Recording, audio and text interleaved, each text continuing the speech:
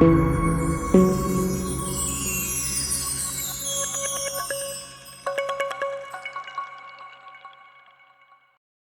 back viewers. In today's video we are going to see how to update the Grub in your system. So say you have installed multiple kernels on your system and you are getting NVIDIA update. Sometimes what happens is the kernel is not that much compatible with the NVIDIA proprietary driver, and during the update what happens is the init fails to compile.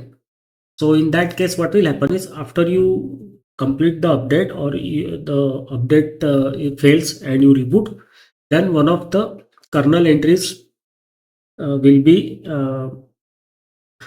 deleted, or it will be not shown on the boot screen.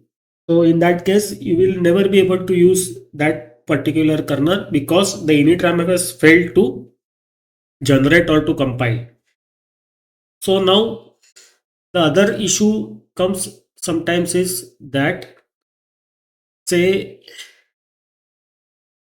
you have done the updation of the kernel, the NVIDIA driver, and what happens is init is generated, but somehow the grub is not updated. So grub contains the entries for the different kernels, the fallback kernel on your system. So in that case, what will happen is if you reboot, then you won't find the entry for the particular kernel, or you may not find the entry for the particular fallback kernel also.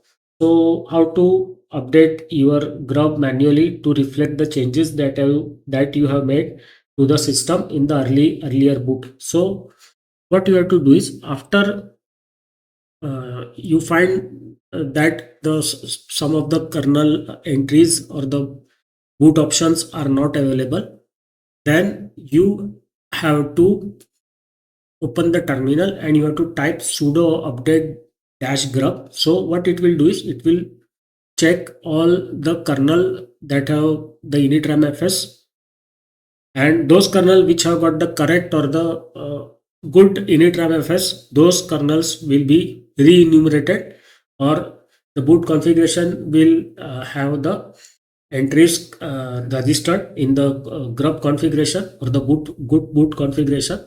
For example, here it is regenerating the boot configuration and it is putting all the entries again. So it is replacing the old entries with the new entries. You can see it here.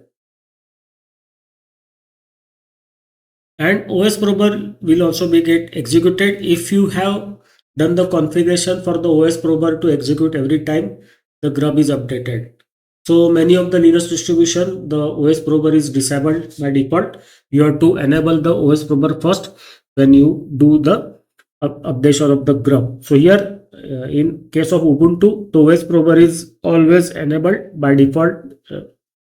So the Windows boot is also detected and the boot entry is done in the grub. So whenever after this installation or the updation of grub, you will reboot, you will see all the updated kernel entries along with the fallback kernel, and the Windows entry will be also there. So that's it for today's video. See you in the next video. Bye bye.